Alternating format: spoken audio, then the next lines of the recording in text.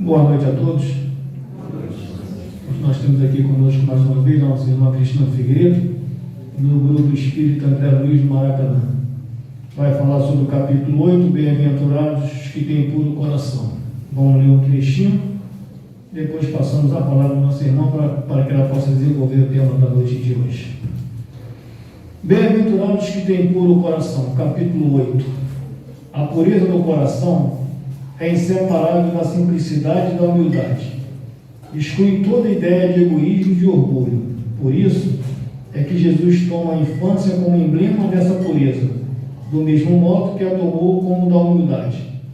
Poderia parecer menos justa essa comparação, considerando-se que o espírito da criança pode ser muito antigo e que traz, renascendo, para a vida corporal as imperfeições de que se não tenha despojado em suas precedentes existências. Só um espírito que houvesse chegado à perfeição nos poderia oferecer o tipo da verdadeira pureza. É exata a comparação, porém, do ponto de vista da vida presente, porquanto a criancinha não havendo podido ainda manifestar nenhuma tendência perversa, nos apresenta a imagem da inocência e da candura. Daí, o não dizer Jesus de modo absoluto que o reino dos céus é para elas, mas para os que se lhe assemelham. Jesus amado Mestre Senhor, estamos aqui reunidos em teu nome, em nome de Deus. Iniciamos os trabalhos da casa na noite de hoje, rogando ao Pai que envolva este ambiente, a cada um daqueles que aqui se encontram, para que possamos ter um estudo tranquilo, equilibrado e sereno. Em nome de Bárbara, Jerônimo, Antônio de Paula, patronos da casa, em nome de Deus, pedimos tua permissão para que possamos dar por iniciado o estudo da noite de hoje.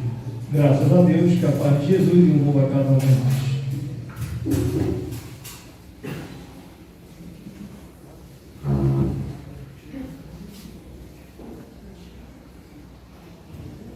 A dúvida agora, se eu tiro a minha máscara ou se eu fico com ela? Eu acho que eu vou tirar porque essa aí me cai qualquer coisa que ela não está chegando.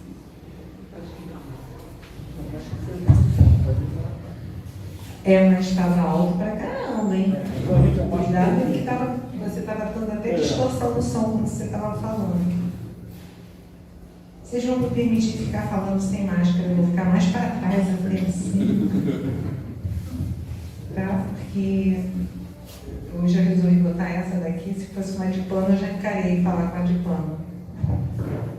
Porque eu acho injusto, né? Eu ser a única aqui, sem usar.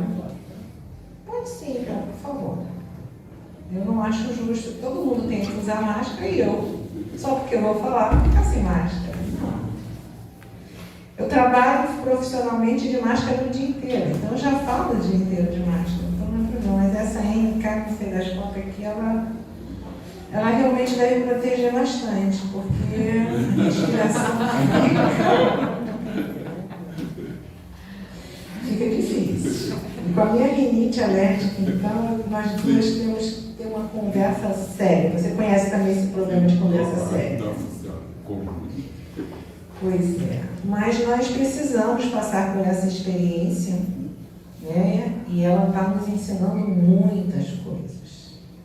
Está nos ensinando solidariedade, está nos ensinando confiança em Deus, está nos ensinando a perseverar mesmo diante de todas as dificuldades.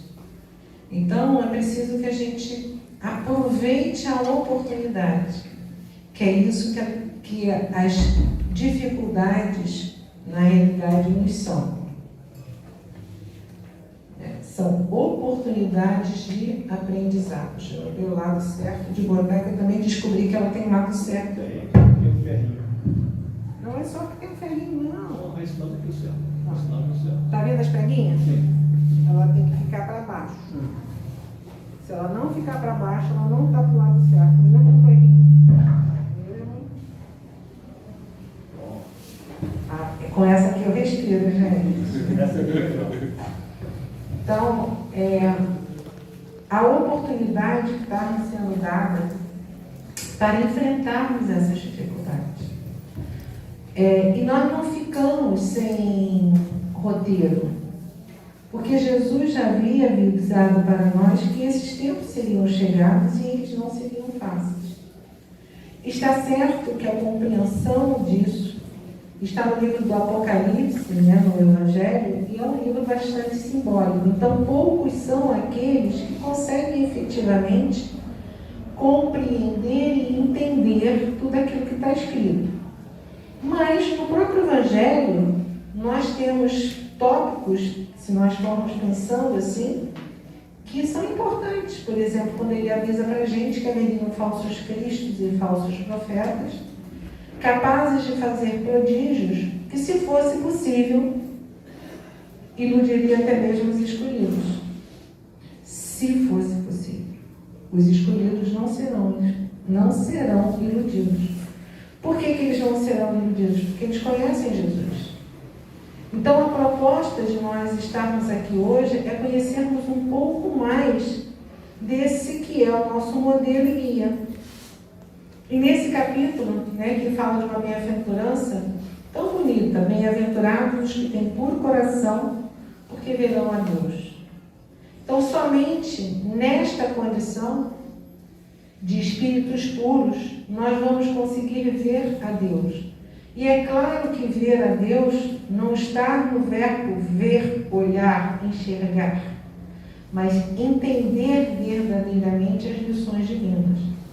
Porque quando nós vamos lá no Livro dos Espíritos e começamos a pensar em Deus, né, que começa com a pergunta o que é Deus, e sucessivamente as outras perguntas que vão seguindo, nós vamos chegando à conclusão que nós não temos essa condição de compreender Deus. O finito não pode compreender aquilo que é infinito. Então, a nossa compreensão vai crescendo gradativamente na medida em que nós vamos amadurecendo, não intelectualmente. Porque Jesus também diz, né, lá no Evangelho, que ele agradecia a Deus ter ocultado essas coisas aos doutos e aos prudentes e ter revelado aos simples. Porque, na realidade, aquele que é douto, né, ele acha que já sabe tudo, então não tem o que aprender. Mas aquele que é simples, aquele que se faz pequeno, ele sabe que ele tem muito ainda a aprender. Então tem espaço para crescer espiritualmente. Então foi isso que Jesus quis dizer. É claro que tem homens de ciências, né, que são simples. E como tem simples, pessoas parecem simples, sim, que não têm tanta cultura, que são orgulhosos. Então, se você juntar um com o outro, Jesus nunca está falando da questão da materialidade, da nossa horizontalidade. Ele está falando sempre no sentido da verticalidade. No sentido de nós alçarmos os nossos espíritos dessa região que nós ainda nos identificamos. Por isso, né, e aí eu vou compartilhar com vocês, eu vi tanto espírita, com tanto medo dessa pandemia. E eu ainda não consegui entender por que os espíritas tiveram tanto medo da pandemia. Né? Porque ninguém morre. Ninguém morre. Todos nós reencarnamos. Se alguém tiver que passar pela experiência do desencarne pela pandemia, motivo teve. Qual? Não faço a menor ideia, mas quando você chegar no plano espiritual, seu anjo guardião, seu espírito protetor, vai esclarecer para você por que você precisou passar por aquela experiência. Mas é só mais uma experiência. E nós ficamos, né? Eu vi muito espírito apavorado. E a pergunta que eu queria fazer é essa: apavorado por quê? É claro, né? Hoje nós estávamos num grupo estudando o livro Pensamento e Vida de Emmanuel. Recomendo a leitura do capítulo. É um capítulo chamado Associação. Então, o que ele fala é que quando a gente começa a ficar olhando o mundo numa determinada direção, com determinadas, ele fala das críticas que a gente faz, mas Qualquer ideia que a gente começa a ficar seguindo ela o tempo inteiro, ela se assoma a nós e a nossa imaginação faz com que ela cresça. Então, eu acho que nós aderimos o medo coletivo daquelas pessoas que não são espíritas, que não conhecem o Evangelho de Jesus, que não conhecem a lei da reencarnação. Porque essa bem-aventurança, ela vem falar exatamente disso, porque ninguém vai alcançar a pureza de coração numa única etapa. E com o pedaço que o próprio Alfredo começou a ler, lembrando para a gente, que quando ele fala para a criança, ele não fala da criança especificamente, mas para daqueles que se assemelham à criança.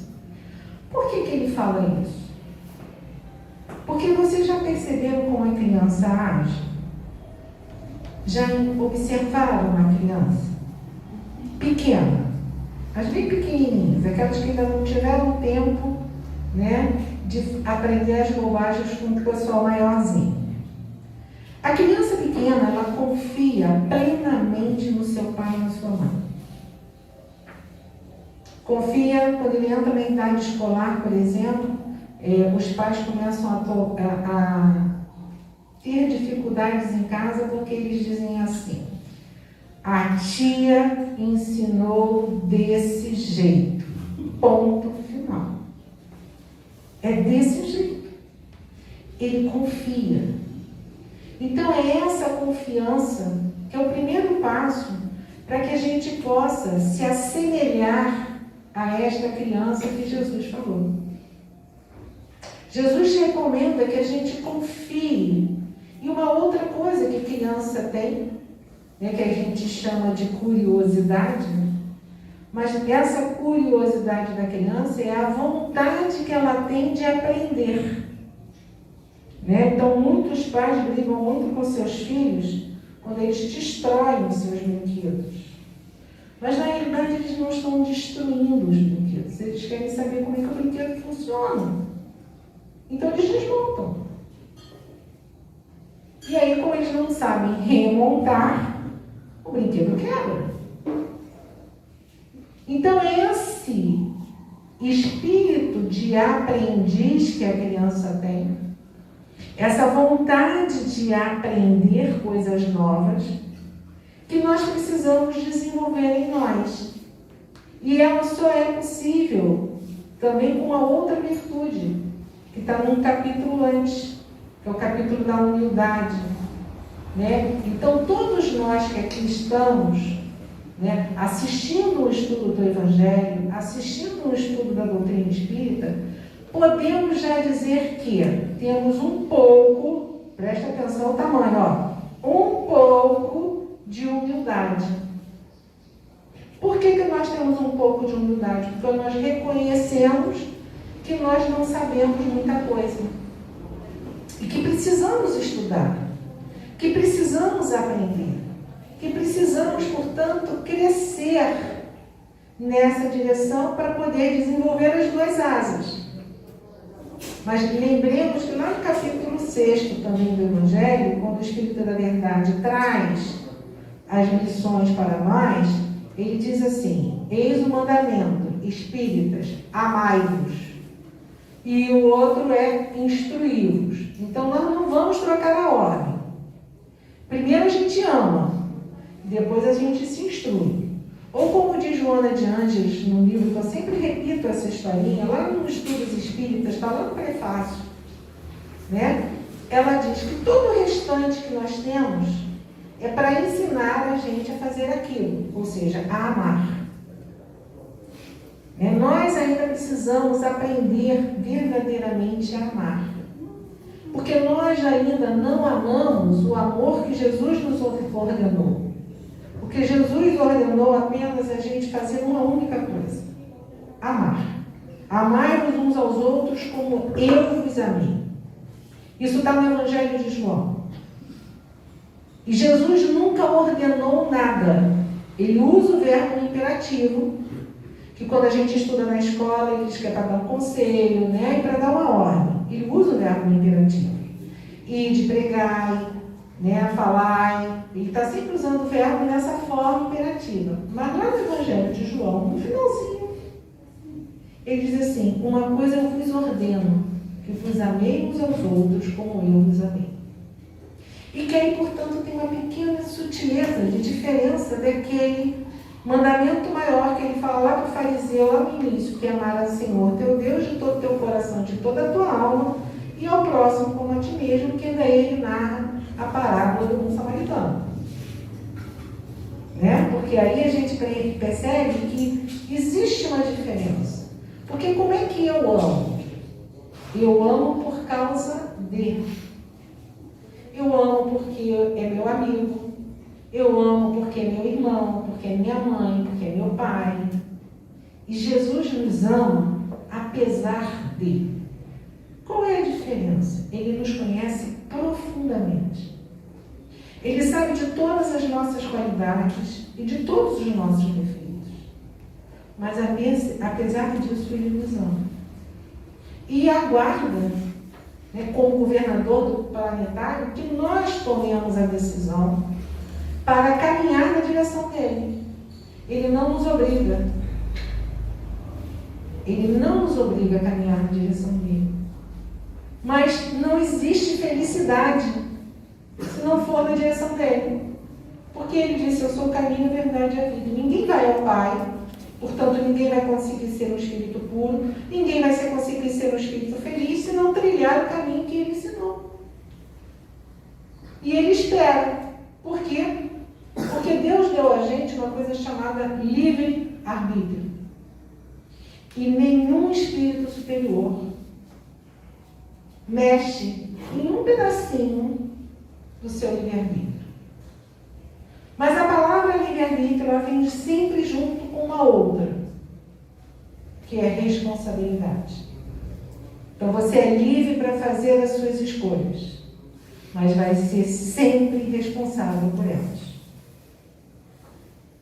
Então, por isso que não podia ser uma criança. O reino dos céus não poderia ser dado às crianças. Por quê? Porque elas ainda não têm compreensão, entendimento, muitas vezes, fazem escolhas erradas, porque ainda não aprenderam. Tem umas que teimam um pouco, né? Tem aquelas que, por exemplo, não põe o dedo na tomada que leva choque, não põe o dedo na tomada que leva choque, ela põe o dedo uma vez, 2 vezes, 3 vezes, talvez ela goste de levar choque, né? Mas a tomada dá choque. Do mesmo jeito que nós, adultos, fazemos isso. Né? Por exemplo, num dos vícios que é mais comum, para mim prazeroso, afinal de contas, né? As formas demonstram isso, né? Que é comida. Então, às vezes, a gente não consegue parar de comer algo. O chocolatra come chocolate. Enquanto tem chocolate na caixa, ele está comendo chocolate. Sabe muitas vezes que vai passar mal, mas continua. Por quê? Porque não tem limite. Ainda não aprendeu. Ainda não aprendeu que aquele prazer de comer um chocolate, curtir aquele chocolate, pode ser repetido no dia seguinte. E no outro dia, um por vez. Não precisa acabar com a caixa.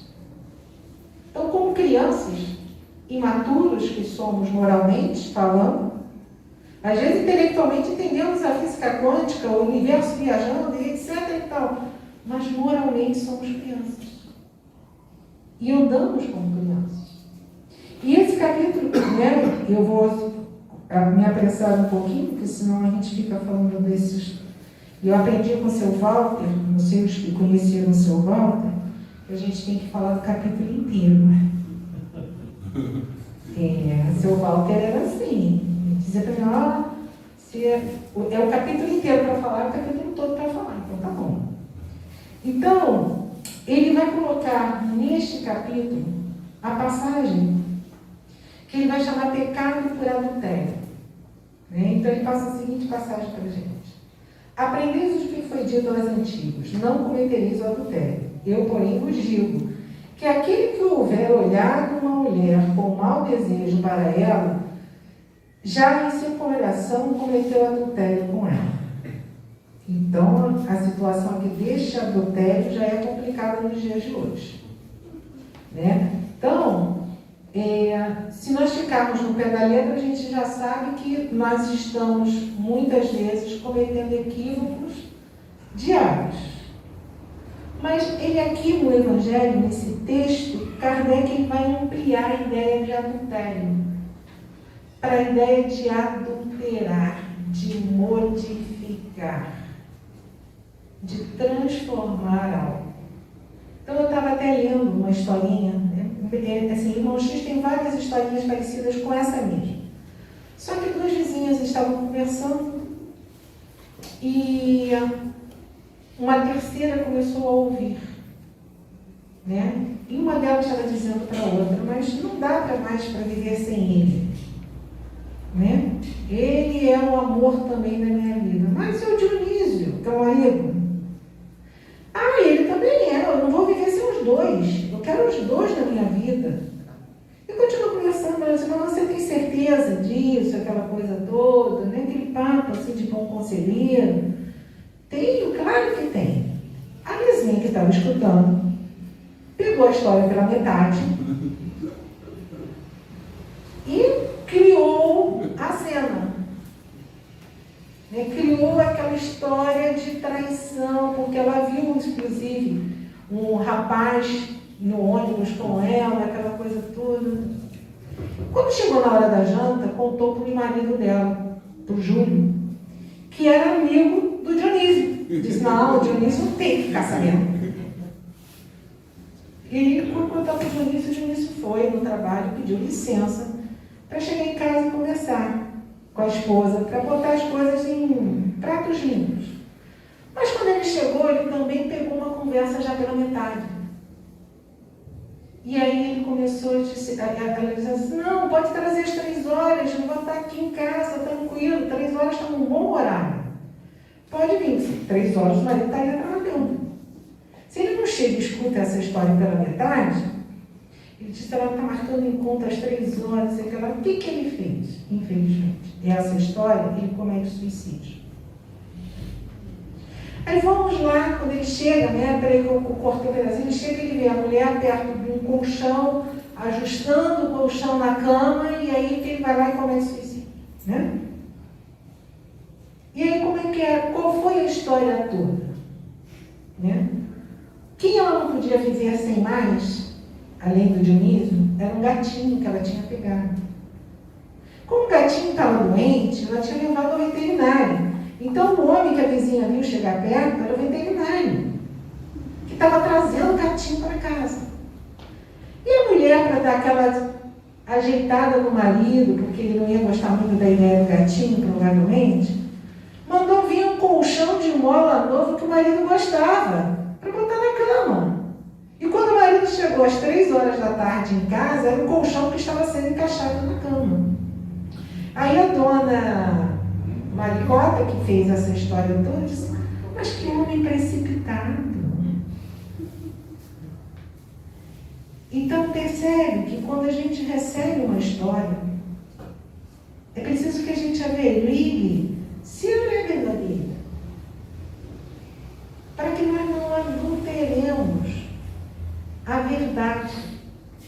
Aqui na mensagem do Evangelho tem um texto que eu acho lindo, quando ele fala da árvore do cristianismo.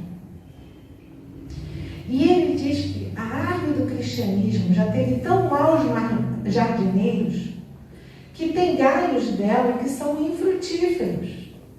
Mas que a árvore do cristianismo é tão boa que ela ainda dá frutos.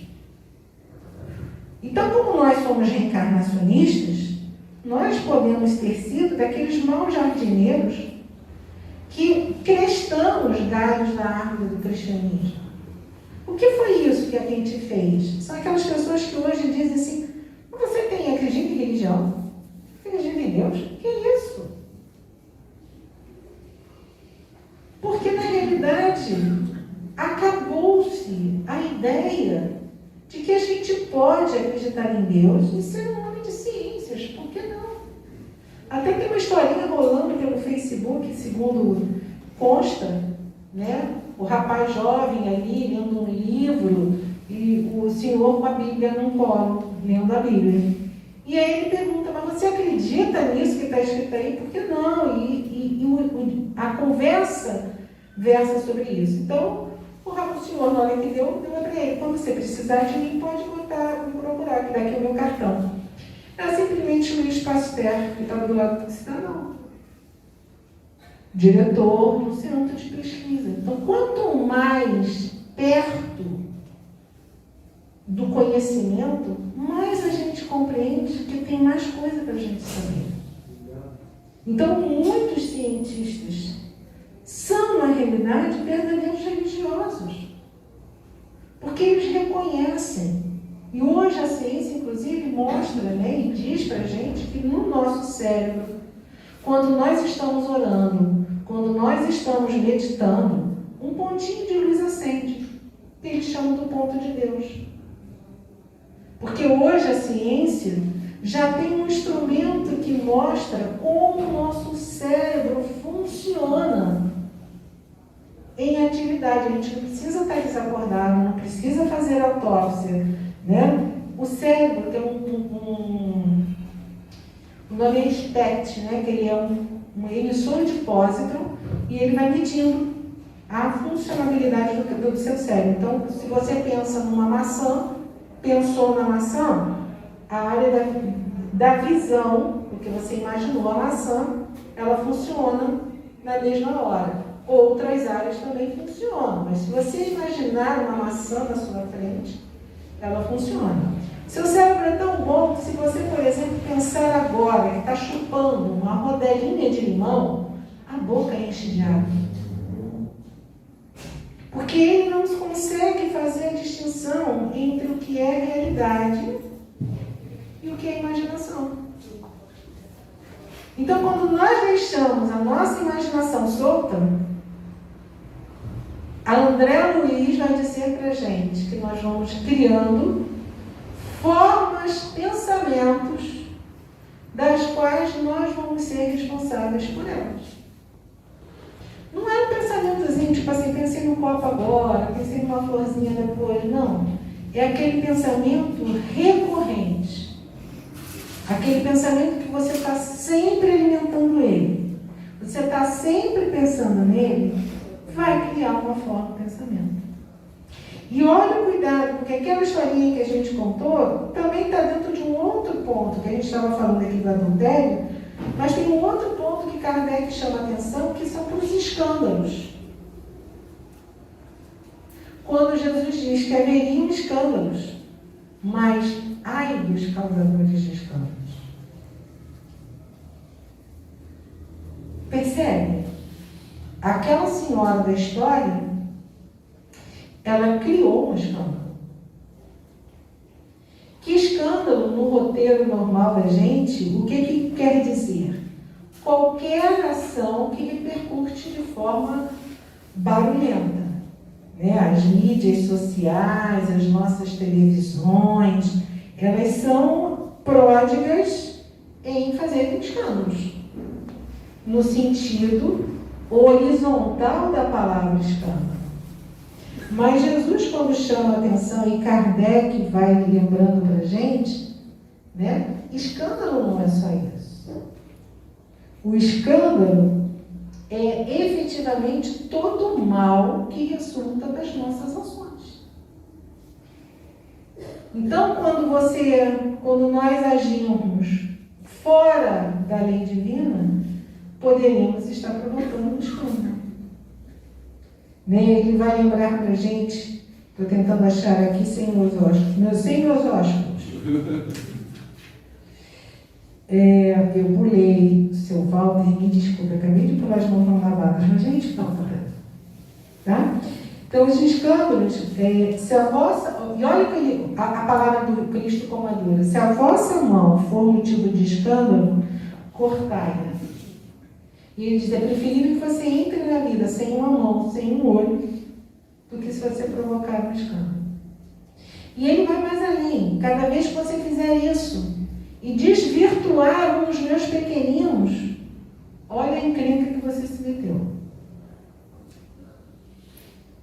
Então ele vai dizer assim, ó, é preciso que haja escândalo no mundo, disse Jesus, porque imperfeito como são na terra, os homens se mostram propensos a praticar o mal, e porque a árvore mais só maus frutos dão. Deve-se, pois, entender por estas palavras que o mal é uma consequência da imperfeição dos homens, que não haja para estes a obrigação de praticá-lo. Então, uma das coisas que às vezes a gente encontra quando a pessoa adentra a doutrina espírita diz assim, mas alguém veio com a obrigação de matar o outro? Não. De roubar? Também não. Isso é mau uso do livre-arbítrio. Isso é imperfeição moral. Ah, mas e a bala perdida? Não existe bala perdida. Existe uma bala que foi disparada por uma arma, por um escândalo, por um mau uso, por uma imperfeição moral e que achou um destinatário. Ah, mas por que aquele destinatário? Quando você chegar na espiritualidade, você junta todos os casos e está perguntando. Porque não nos cabe perguntar. O que nos cabe saber? É que se ocorreu, um motivo justo tem. Porque pode ocorrer a gente olhar assim na horizontalidade e dizer, houve uma injustiça. Mas não há um injustiçado. Porque senão Deus não seria justo. E Deus tem todos os atributos na sua condição absoluta. Então ele é soberanamente bom e justo. Se algo acontece que você diz, mas isso foi uma injustiça, pode ter sido injustiça no olhar que nós fazemos nesse campo. Mas quando nós olhamos na vertical, não há injustiça. Há uma causa anterior. Capítulo 5 do Evangelho. Quando nós não encontramos neste momento a causa da aflição, ela está no passado. Aí diz assim, pô, mas aí, poxa, eu não sei por que eu estou sofrendo. Não importa saber. Importa aprender com o sofrimento. Porque se você olhar no passado, como eu costumo brincar com as pessoas, vira a página da história para trás. Inquisição, cruzadas, Primeira e Segunda Guerra Mundial, para aqueles que são mais novinhos, que podem estar de volta. Então, quantas atrocidades a humanidade já cometeu? Inúmeras. E com certeza nós tivemos nesse meio. Porque se nós não tivéssemos, como diz o Chico, né? Chico perguntava uma vez ao Chico o seguinte, por que quando o pessoal faz regressão de memória, só encontra baronesas, condessas, rainhas, princesas, reis, príncipes? Aí ele diz, porque os carroeiros, carroceiros, né? Todos se iluminaram. Eles não estão mais aqui. Né? Então, se nós estamos aqui, é porque lá atrás nós não cumprimos a lição. Nós escandalizamos. Porque ele diz também, ele continua dizendo assim, mas ai daquele por quem venha o escândalo. Quer dizer que o mal sendo sempre o mal, aquele que a seu mau grado servir de instrumento à justiça divina, que a justiça divina estará sendo realizada. Então o mal não vai acontecer gratuitamente. Ele está a serviço da justiça divina, e é uma pergunta do Livro dos Espíritos. Kardec pergunta se, quando o mal acontece, por que o mal acontece? Deus aproveita que, no nosso nível evolutivo, no nosso estágio evolutivo, ainda existem espíritos na condição de praticar o mal, e está por pouco tempo, né? Ele se aproveita deste fato, que é aquela história da bala perdida, para que a justiça se cumpra. Ou a fato de um botijão voar por uma janela e cair na cabeça de alguém que está passando na rua. Em sã consciência, qual é a probabilidade disso acontecer? Alguém dá um surto no apartamento, pega um botijão de gás, joga pela janela e acerta a cabeça de um transeunte na rua. Eu não saberia, como matemático, calcular uma possibilidade dessa. Eu acredito que ela seja infinitesimal. Mas coitado daquele homem, sim, coitado daquele homem. Compaixão é um dever nosso. Mas houve injustiça? Provavelmente não. Aquele irmão vai cumprir pena? Provavelmente sim. Porque a lei humana existe e precisa ser cumprida.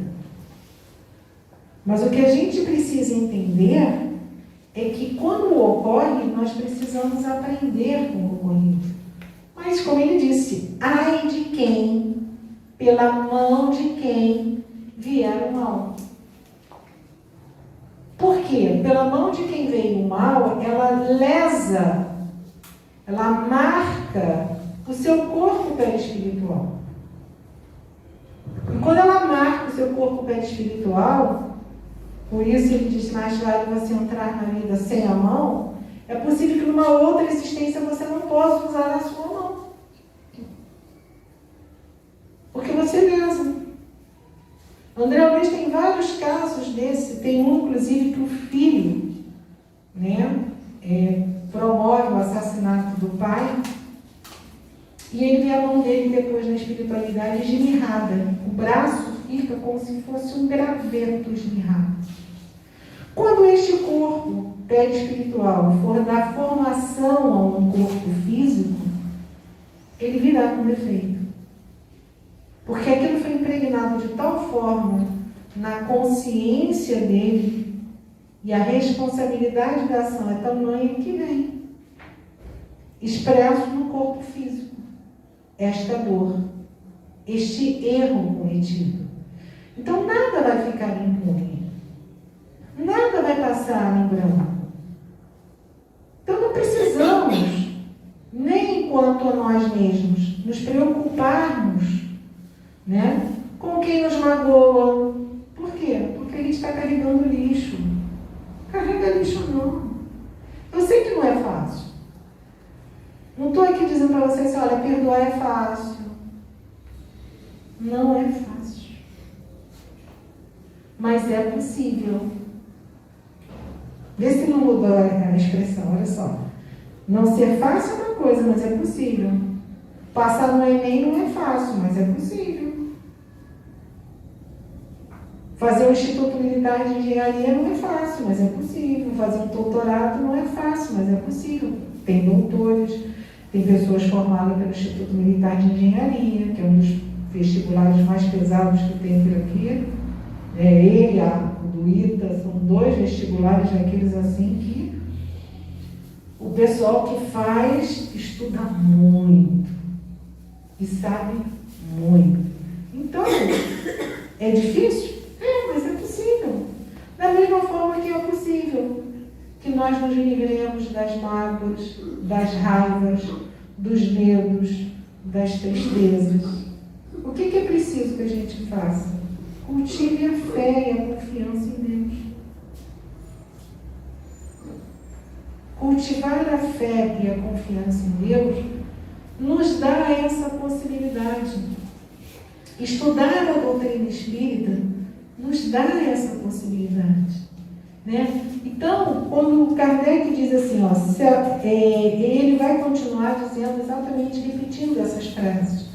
Mas ele termina dizendo assim, se Jesus nada disse de absurdo, para quem quer que aprenda o sentido alegórico e profundo de suas palavras, muitas coisas, entretanto, não podem ser compreendidas sem a chave para que o Espiritismo nos faculta. Qual é a chave que a gente pode entender isso?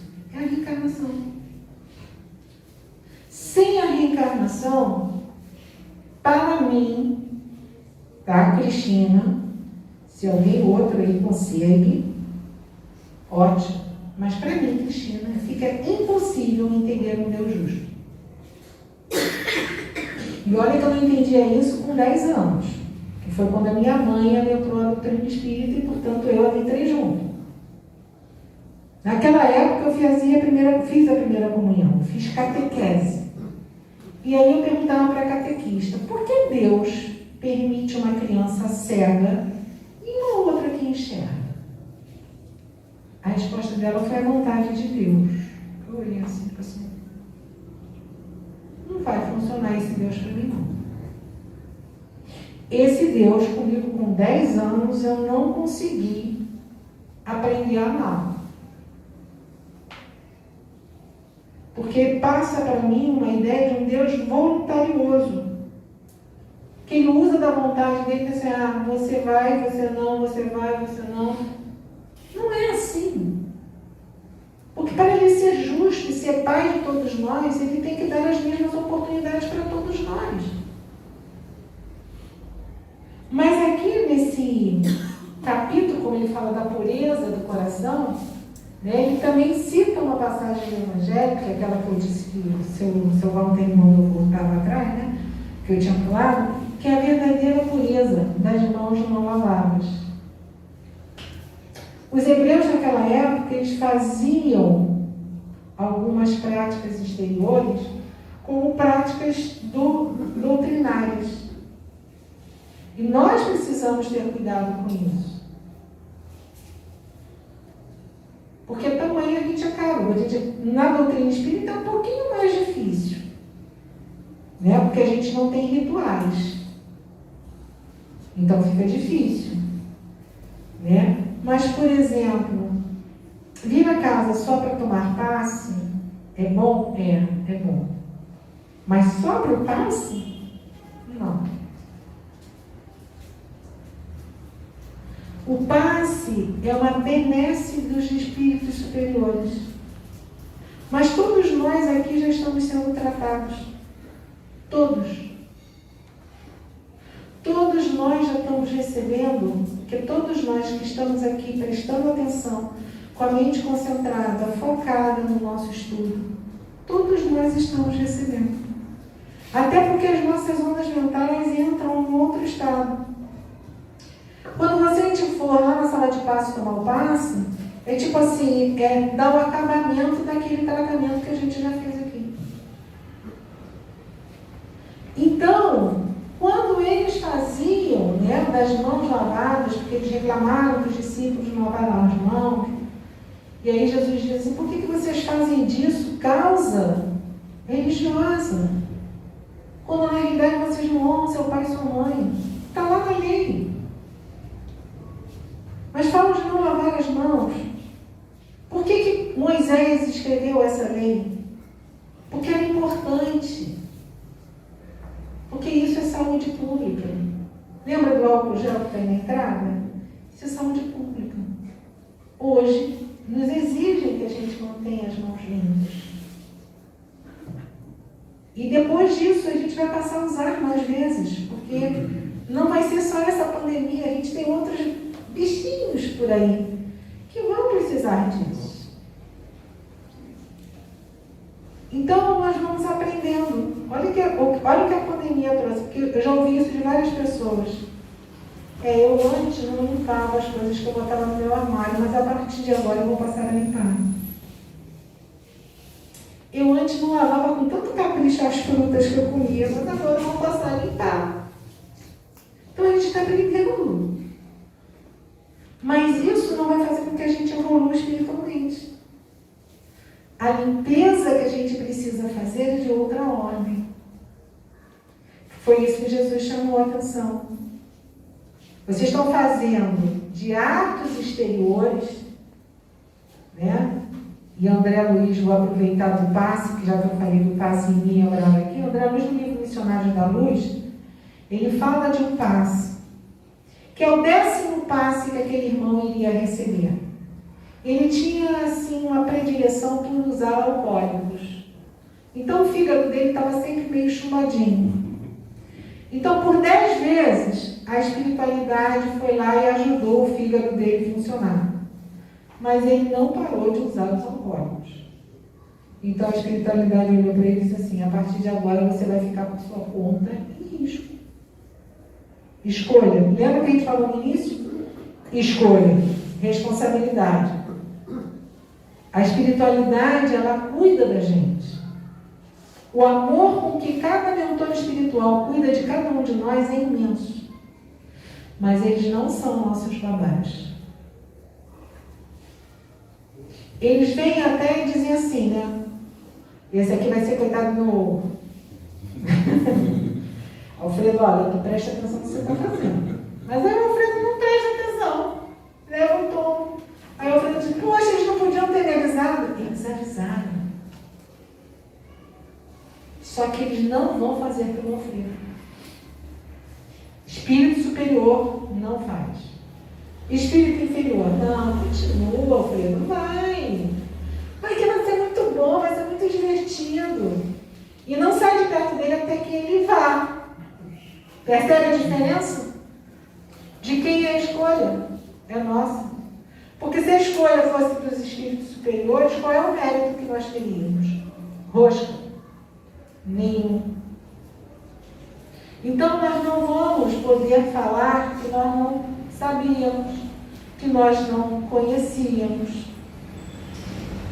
Porque na realidade, os livros estão aí, as palestras estão aí.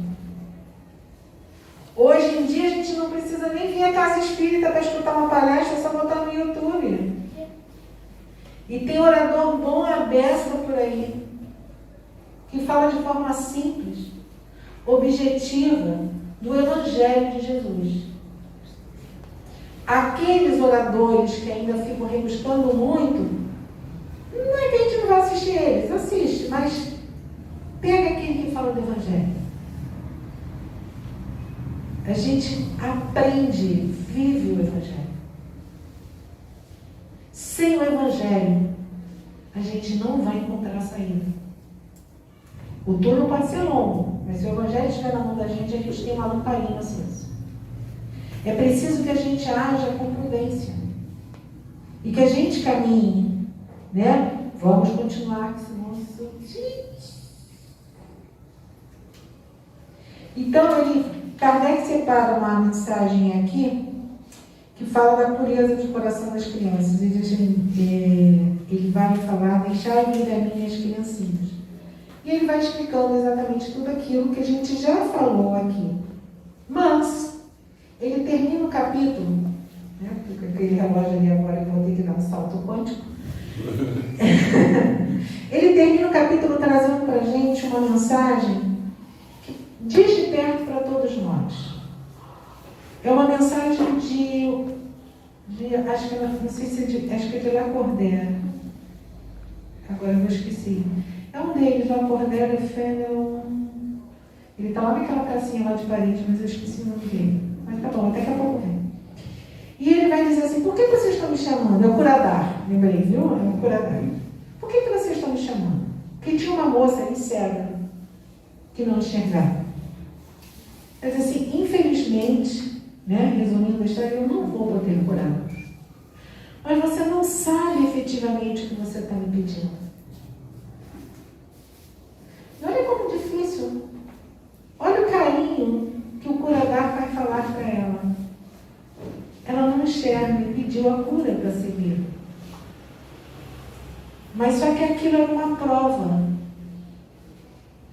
E quando nós estamos passando por provações, muitas vezes os mentores não podem afastar de nós. Mas eles nos dão bom ânimo, coragem, incentivo, que é o que ele faz nessa mensagem. Ele vai dizer para ela, eu não posso curá-la, mas você também não sabe o que está me pedindo. Porque se você soubesse o que você está pedindo, você não pediria. Então, muitas vezes, o que nós queremos é infantilmente ou imaturamente, infantilmente porque a gente já batido 6.0, agora não dá mais para falar, né? imaturamente, porque aí a imaturidade é espiritual, a gente quer que aquele problema seja removido da minha vida. Seja ele qual for, uma doença, uma dificuldade com um trabalho, eu quero mudar de emprego. Aí a gente muda de emprego e encontra o mesmo problema no outro emprego, encontra no outro.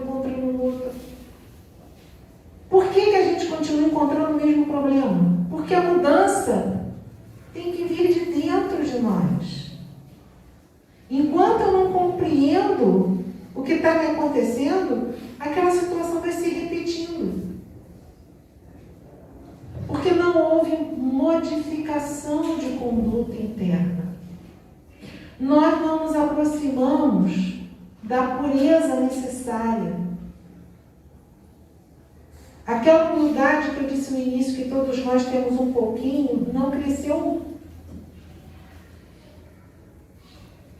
Porque a humildade nos faz reconhecer que o outro é nosso irmão, que o outro ainda não faz direito, porque ele simplesmente não sabe. O nome disso é indulgência. No capítulo 15 do Evangelho segundo o Espiritismo, o primeiro capítulo da segunda parte do livro, ele tem por título: Fora da caridade não há salvação. Mas como é que é caridade? Kardec perguntou isso no Livro dos Espíritos. Ele não nos deixou sem a pergunta. Ele disse assim: como seria a caridade segundo Jesus? Como Jesus entende caridade?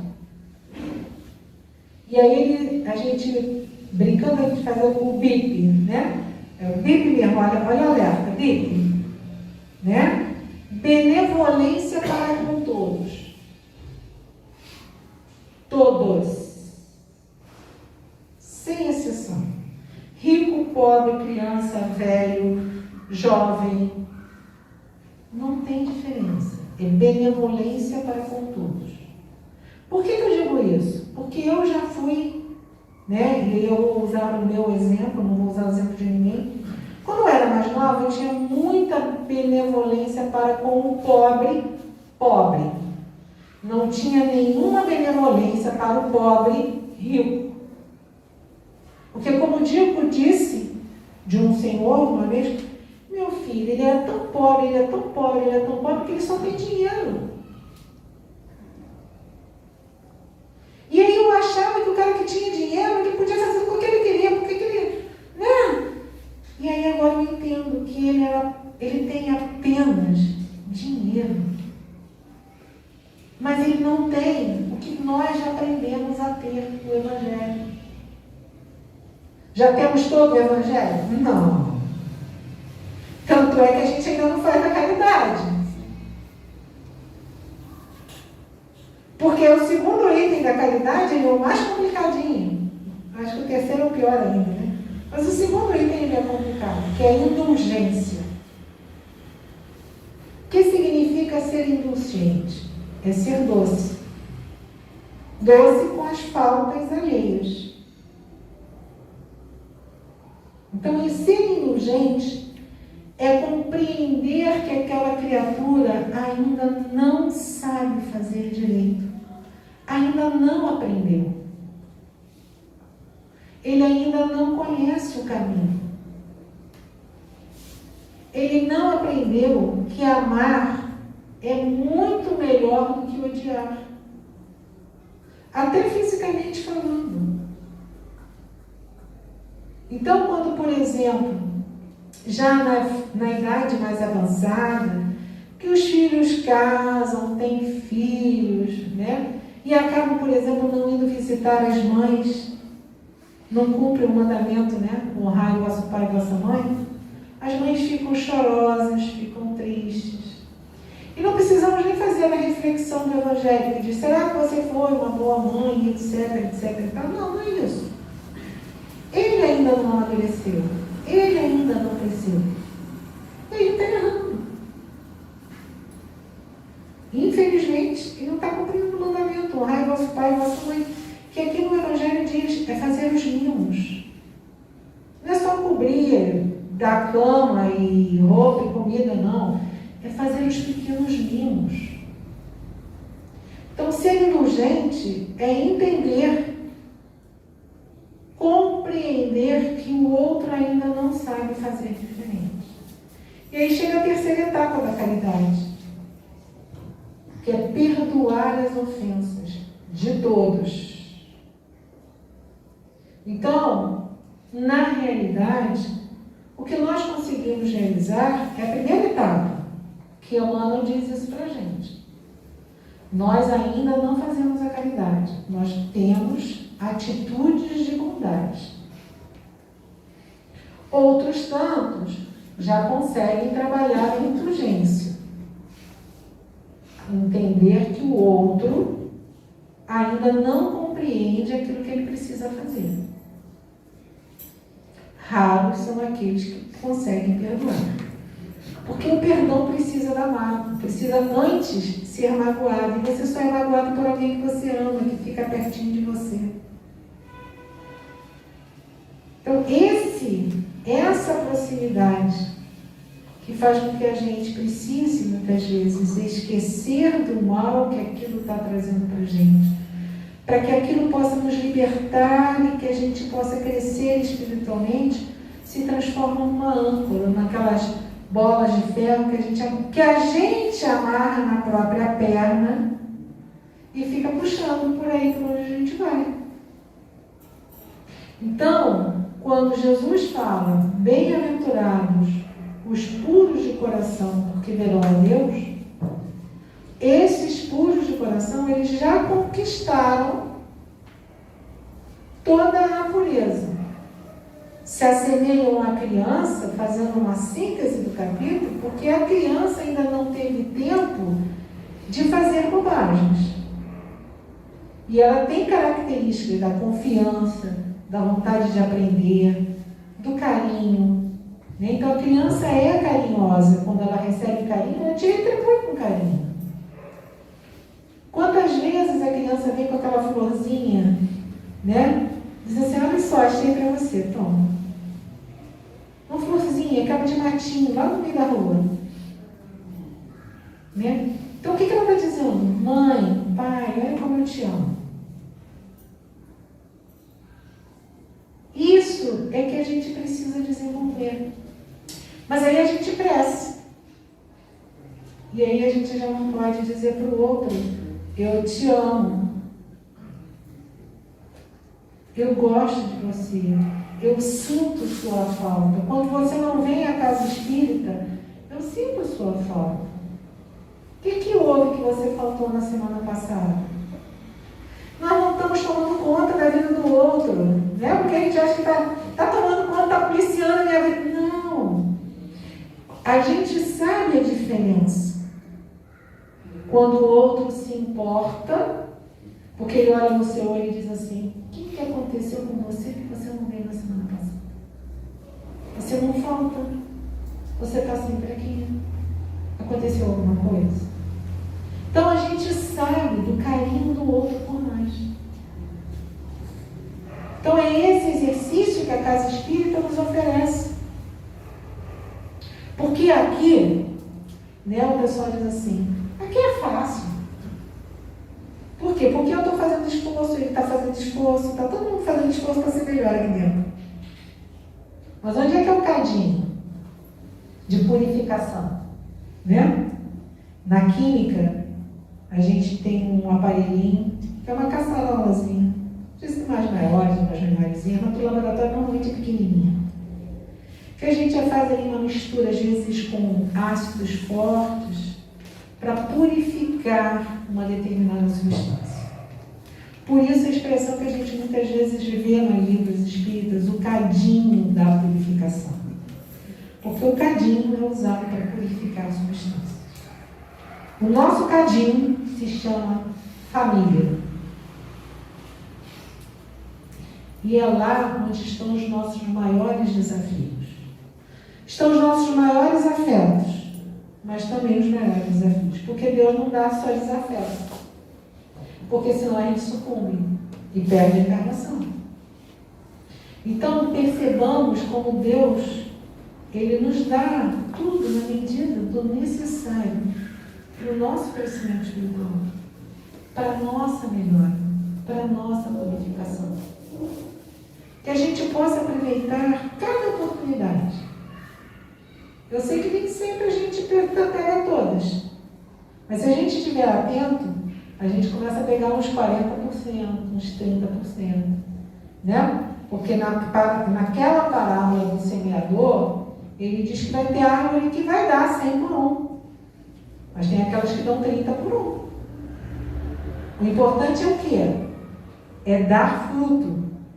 O importante é que a semente do Evangelho caia no solo do nosso coração e frutifique. Quantas? Não importa. Nós não estamos fazendo concorrência para saber qual é a árvore mais frondosa que vai dar fruto. É preciso dar frutos. E é isso que Jesus espera. Porque Ele sabe quantos frutos cada um de nós pode dar. Qual o esforço que cada um está fazendo. E como eu costumo brincar, já brinquei aqui várias vezes, não existe ainda um esforçômetro. Já tem um oxímetro. Mede a quantidade de oxigênio, mas o esforçômetro ainda não tem. Não tem aquele aparelhinho que na materialidade não existe. Na espiritualidade tem. Aí André Luiz, não sei se nos domínios da mediunidade, no livro Missionários da Luz, ele fala de um aparelho chamado psicoscópio, que ele faz uma leitura de como cada médium está se pautando na mesa mediúnica. Então, na espiritualidade, dá para entender um pouco desse esforçômetro. Mas para nós, não tem. Então, eu não sei se o meu esforço é grande para o outro ou é pequeno para o outro. O importante é que nós nos esforcemos o máximo que nós podemos, para que saiamos desta encarnação vitoriosos, para que possamos permanecer na Terra, regenerada, porque isso começará a ser sentido. Talvez não por mim, que já estou com 6,0, mas para o meu amiguinho que está sentadinho ali, ele vai poder curtir essa terra. Porque a partir de 2057, e foram as marcas que andaram dando para a gente, a doutrina espírita veio em 57, o Livro dos Espíritos, em 100 anos depois, período necessário para ela sedimentar, mais 100 anos para ela poder florescer. E ela vai florescendo. Em 2057, quando muitos desses espíritos que necessitam de processos expiatórios já não estarão mais na Terra, a Terra, perto do que é hoje, nós vamos considerar, nós, porque já vendo o trato, percebendo o trato, não é interesse pessoal não, nós vamos perceber a leveza do planeta. Porque eles vão ser convidados, né, a recomeçar em um outro planeta. Castigo? Não. Repetiram de ano. Continuam na mesma série. Só que a escola mudou. A escola evoluiu. A escola não é mais para espíritos primários. Então, esses espíritos vão precisar de outras escolas. Por isso, Jesus assevera que nenhuma ovelha que o Pai lhe confiou vai se perder. Mas não vai continuar no mesmo rebanho, no mesmo redil. Ele vai passar para um outro pastor, para um outro provedor. Que Jesus possa nos abençoar, que aquele relógio ali já disse que eu já devia ter calado a boca, porque eu vou. Mas que Jesus possa nos abençoar nesse propósito de renovação íntima, de reforma, de libertar-nos daquilo que era ruim, que funcionou às vezes um dia ou outro para a gente, mas mas não funciona mais. É como se a gente hoje estivesse calçando 37 e quisesse calçar um sapato 35 porque gostou muito dele quando tinha o pé tamanho 35. Não cabe mais. Libera o sapato. Libera o que já não serve mais. Para aprender um novo. Se a gente estiver repleto de saberes e de certezas, não conseguimos aprender um novo. Não conseguimos fazer a lição de casa. E vamos ser convidadas a fazê-las em condições difíceis. Porque o planeta de regeneração não é um planeta maravilhoso, ditoso, um planeta feliz. Não. Ainda haverá provas, ainda haverá dificuldades. Porque a humanidade não vai dar salto quântico. Mas vai ser muito mais fácil do que é hoje. E em comparação, nós vamos achar que, nossa, entramos no céu, mas ainda é a terra. E ainda temos dificuldades, ainda temos aprendizados, que serão feitos mais fáceis, porque nós aprenderemos a ser mais dóceis como as crianças, mais humildes como aqueles que precisam aprender a fazer de novo algo que ainda não tinha aprendido, mas fazer de uma forma diferente. Que Jesus possa nos abençoar e guardar hoje e sempre. Que assim seja.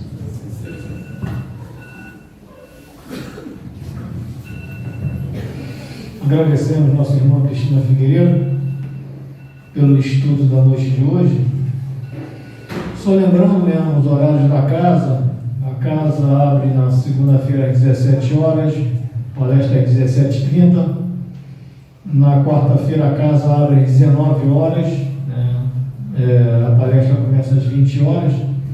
Em horário normal a casa fecha às 20h15, mas como a gente está nessa situação com menos cadeira, a gente acaba fechando antes, porque quando bate o número de cadeira a gente fecha, né? A gente está estudando aí como é que a gente pode fazer para aumentar um pouquinho, mas a gente está vendo como é que vai fazer essa matemática, né? Esse mês que vem, a partir de agosto, já tem muita gente tomando a segunda vacina aí, né? Então vamos ver se a gente consegue aumentar mais um pouquinho para poder outras pessoas possam vir também. E a gente convida, tem estudo da doutrina, toda sexta-feira, de 18h45 às 19h45, né? Uma hora de estudo, o Livro dos Espíritos. Quem quiser, fica o convite. Esse estudo, todos participam, né?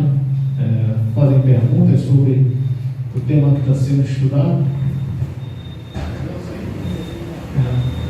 O tema que está sendo estudado, né?